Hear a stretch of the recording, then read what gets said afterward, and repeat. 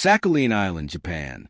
Commander Eugene Fluckey stood on the bridge of the USS Barb, watching Ada's men paddle toward enemy shore in two inflatable rubber boats. The submarine floated just 950 yards from the Japanese coastline, so close they could hear dogs barking on the beach. One wrong move, one alert sentry, one stroke of bad luck, and his men would be captured, tortured, executed. They weren't going ashore to sink a ship. They weren't sabotaging a port or rescuing prisoners. They were going to blow up a train with a bomb planted on railroad tracks by submarine crew members who'd volunteer for the most audacious and bizarre mission in naval history. Japan had no idea what was about to hit them. Literally, before we reveal what happened when that train hit the pressure switch at 1:47 a.m., do me a favor, smash that subscribe button and turn on notifications. We're rescuing forgotten stories from American military history, and this one is absolutely insane. Hit that like button if you love stories of American ingenuity and pure guts. These stories need to be shared.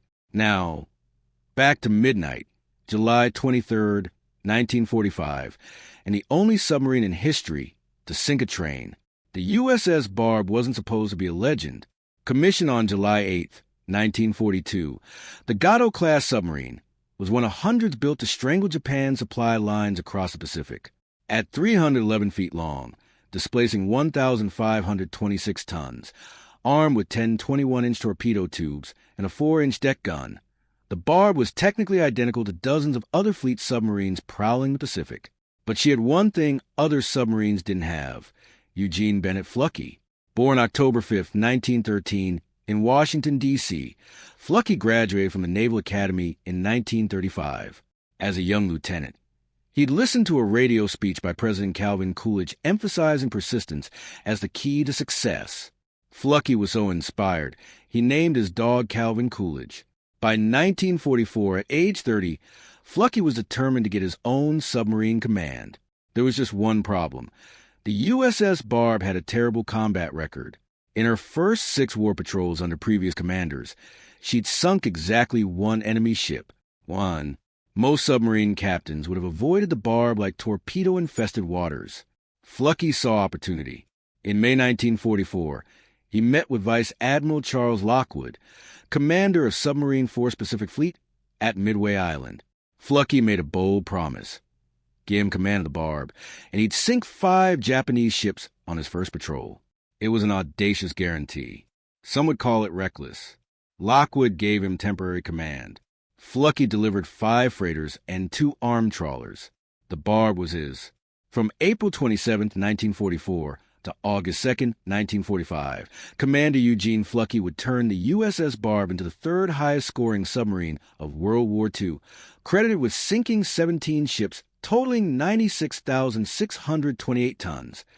More tonnage than any other American submarine captain in the war. But tonnage doesn't tell the real story. The real story is how Fluckey rewrote the submarine warfare manual by refusing to follow it. Traditional submarine doctrine in 1944 was defensive. Submerge, wait for targets to pass overhead, fire torpedoes from hidden positions, then dive deep to evade counterattack. Cautious, methodical, safe. Fluckey rejected every word of it.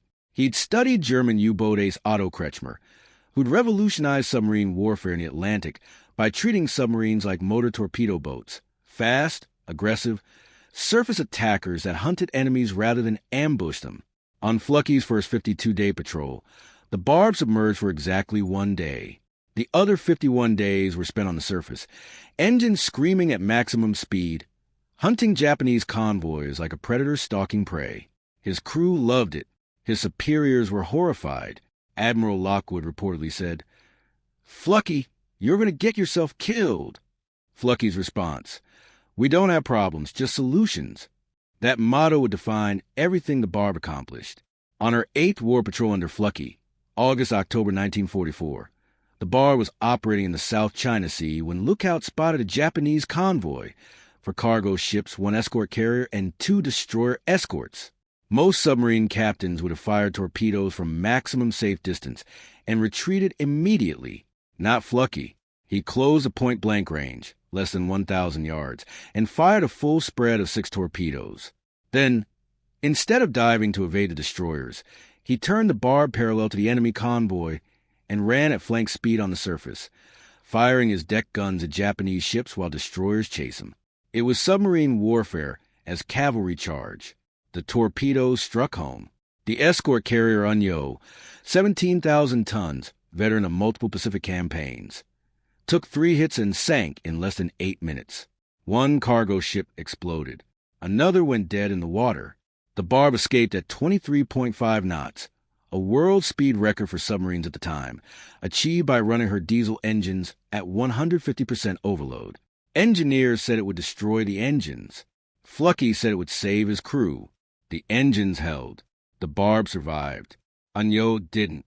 But Fluckey's most audacious action came on his fourth patrol, the one that would earn him the Medal of Honor. January 25, 1945, Namquan Harbor, China. Through his periscope, Fluckey counted more than 30 Japanese ships at anchor in a heavily defended harbor 26 miles inside the 20-fathom curve. Shallow water that submarine doctrine said was suicidal to enter.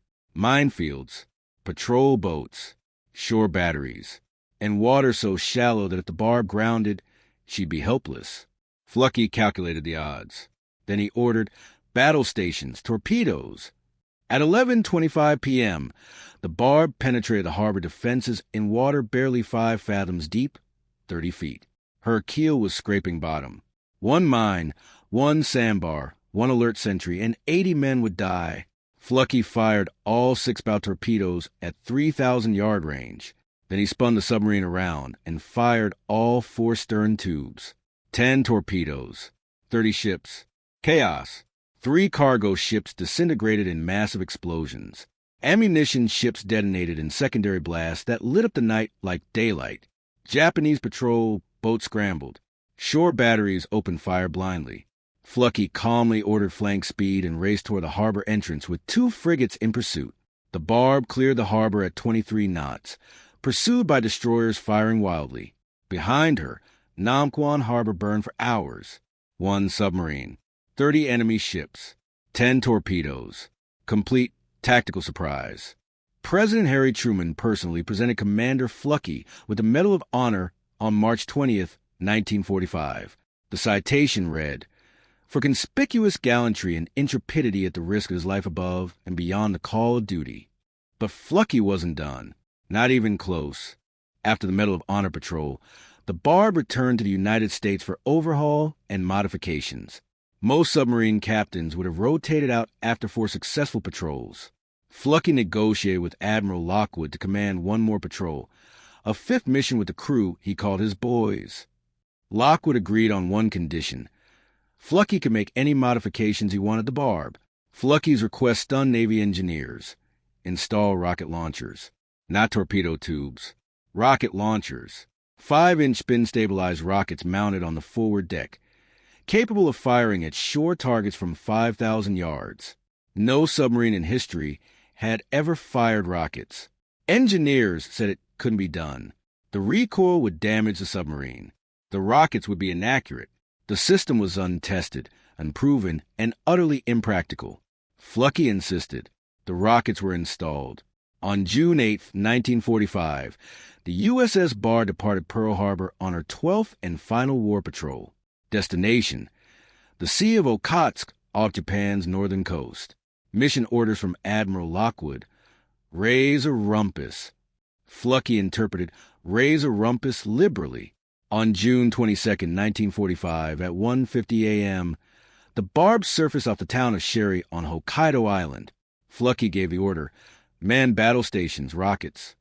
At 1:51 a.m., 12 5-inch rockets whooshed from the launcher and screamed towards shore targets 5,250 yards away.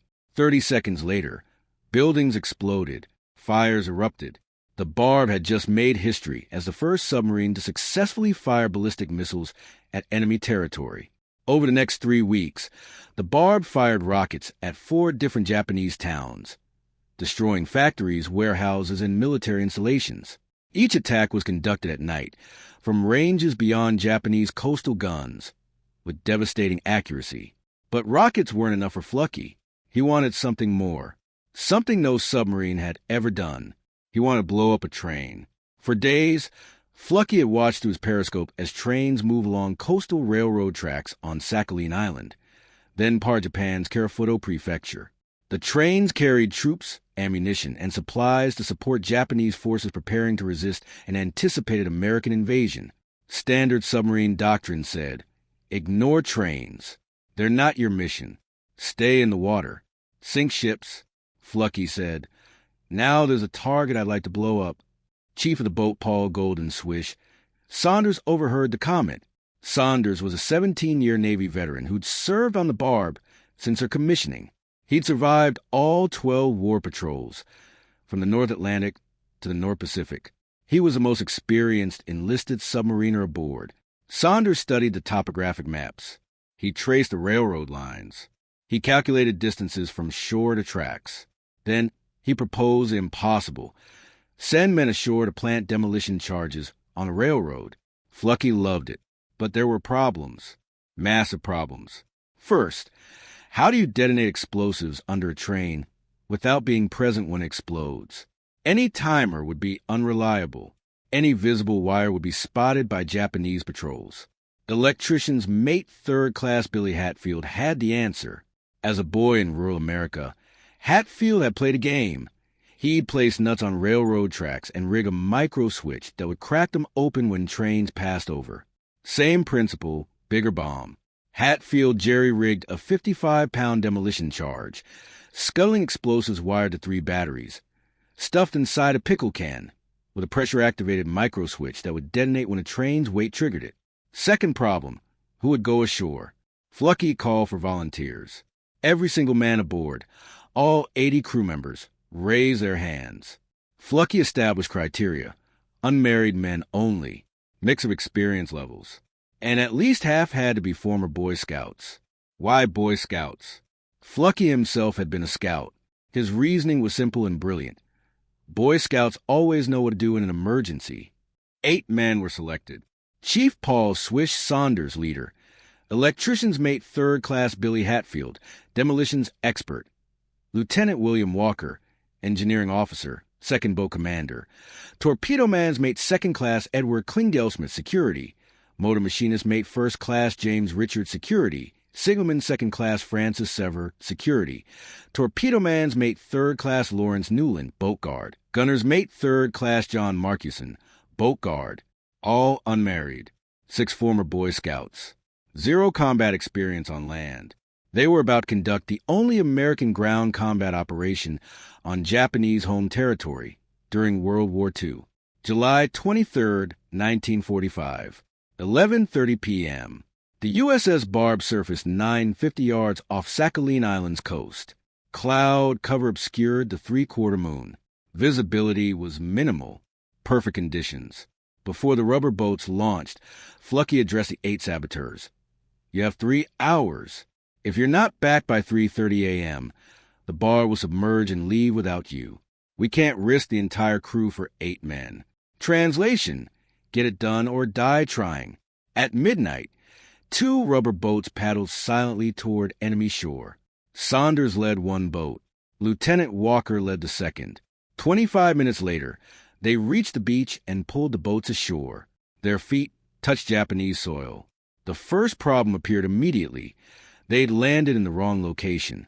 Navigation in the dark had failed. Instead of landing near the railroad tracks, they'd come ashore behind a house. Dog tracks and human footprints marked the sand. They'd landed in someone's backyard. The 8 men froze. Listened. No dogs barked. No lights turned on. They moved inland, crossing a highway, stumbling through waist-high grass that rustled with every step, falling into a 4-foot drainage ditch, finally reaching the railroad tracks at 12:45 a.m., 90 minutes remaining. Saunders, Hatfield, and Walker began digging beneath the railroad ties with their bare hands, scooping out rocks and gravel to create space for the 55-pound bomb. Klingelsmith, Richard, and Sever stood guard, weapons ready, watching for Japanese patrols. At 1:10 a.m., they heard it, the distant whistle of an approaching train. The 8 men dropped flat to ground as a freight train thundered past, wheels screaming on the rails just feet above their heads. Japanese engineers and firemen were visible in the locomotive cab. None looked down. The train passed. The saboteurs resumed digging. At 1:32 a.m., the bomb was in place. Hatfield wired the micro switch between the rails. One final check. Everything set. They ran. Across the drainage ditch. Through the grass. Across the highway. Back to the beach. Launched the rubber boats. Paddled furiously toward the Barb. At 1:45 a.m., all 8 men were back aboard the submarine. Fluckey ordered, "Clear the bridge. Take her down to periscope depth." The Barb submerged to 50 feet and turned parallel to shore 1,200 yards out. At 1:47 a.m., a 16-car freight train, loaded with ammunition and supplies, hit Billy Hatfield's pressure switch. The explosion was cataclysmic. The locomotive, tender, and first several cars were lifted off the tracks and hurled into the air. Secondary explosions from ammunition cars created a chain reaction of blasts. Flames shot 200 feet into the sky. Debris rained down across half a mile. Through the periscope, Fluckey and his crew watched Japanese soldiers running toward the disaster. Searchlights swept the area. Sirens wailed. The Barb slipped away into the darkness. When the USS Barb returned to Pearl Harbor on August 2nd, 1945, 8 days before Japan surrendered, the crew posed for a photograph holding the submarine's battle flag. The flag bore patches representing the Barb's accomplishments across 12 war patrols. 17 ships sunk. 1 Presidential Unit Citation. 4 Navy Crosses. 23 Silver Stars. 23 Bronze Stars. 1 Medal of Honor. And at the bottom center, a patch showing a Japanese locomotive, the only submarine in naval history to sink a train. The Barb's final combat statistics are staggering. Ships sunk. 17 vessels totaling 96,628 tons, highest tonnage by any American submarine captain. Rockets fired. 72 5-inch rockets at shore targets. First submarine in history. Shore bombardments. Multiple Japanese towns and military installations. Prisoners rescued. 14 Australian and British POWs from the South China Sea patrols completed. 12 war patrols, 7 in Pacific, 5 in Atlantic. Battle stars earned. 8 casualties, 0. Not 1 Purple Heart awarded.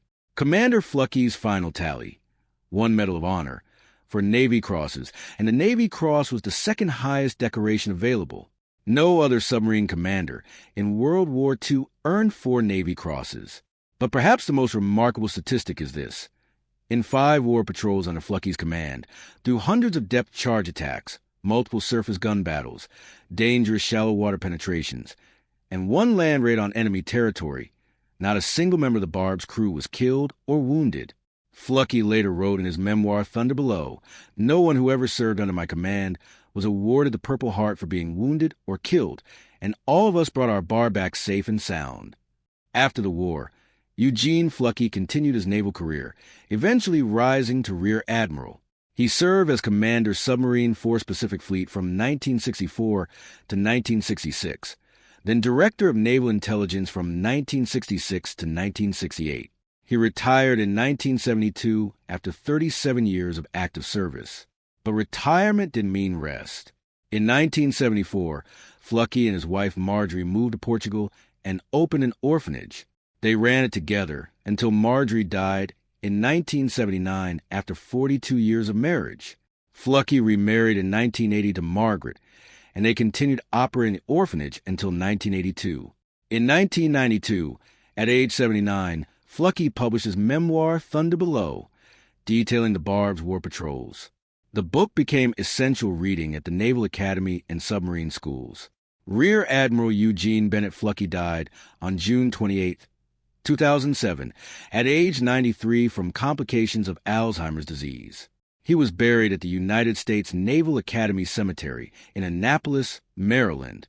Chief Paul Swish Saunders, the enlisted sailor who proposed a train raid and led the shore party, became one of the Navy's most decorated enlisted men, earning 2 Silver Stars, 1 Bronze Star, Presidential Unit Citation, Navy Unit Commendation, and numerous other honors. The USS Barb herself had a less dignified end. Decommissioned in 1954, she was loaned to the Italian Navy in 1955 and renamed Enrico Tazzoli. She served Italy for 18 years before being sold for scrap in 1972 for approximately $100,000. Admiral Fluckey later remarked, "If I'd known they were scrapping her, my crew and I would have bought the Barb ourselves and brought her home as a museum." The Barb's battle flag is now displayed at the Submarine Force Library and Museum in Groton, Connecticut, where visitors can see the locomotive patch that represents one of the most audacious missions in naval history.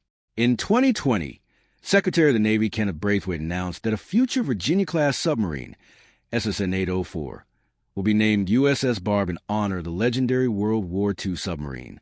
The train raid represents something larger than one exploding locomotive. It represents American innovation, audacity, and the willingness to rewrite the rules when the rules don't make sense. Japan had prepared for American submarines to sink ships. They'd fortified harbors. They'd organized convoys. They'd positioned destroyers and patrol aircraft. They never imagined an American submarine would surface at night, send men ashore in rubber boats, plant a bomb on railroad tracks, and blow up a train. That failure of imagination was Japan's fatal flaw throughout the Pacific War. They underestimated American creativity. They underestimated American industrial capacity. They underestimated American determination.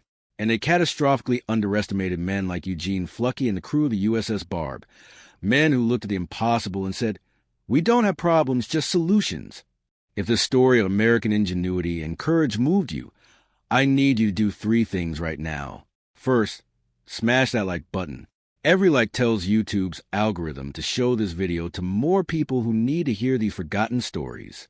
Second, subscribe to the American Archive and turn on notifications. We're rescuing untold chapters from American military history every single week. Real stories, real heroes, real sacrifice that deserve to be remembered. Third, drop a comment right now. Tell us where you're watching from: United States, United Kingdom, Canada, Australia. Our community spans the globe. You're not just a viewer. You're part of keeping these memories alive. Tell us your location. Tell us if someone in your family served. Tell us what American military story we should cover next, because you're helping make sure the crew of the USS Barb are never forgotten. On July 23, 1945, when that train hit Billy Hatfield's pressure switch and exploded into the night sky, Japanese commanders probably thought it was sabotaged by resistance fighters or a lucky artillery strike. They never imagined that 8 American submariners had paddled ashore from a submarine, walked onto Japanese soil, planted a bomb, and escaped back into the depths. And that's exactly why it worked. Thanks for watching. And remember, when Americans are told something is impossible, we find a solution.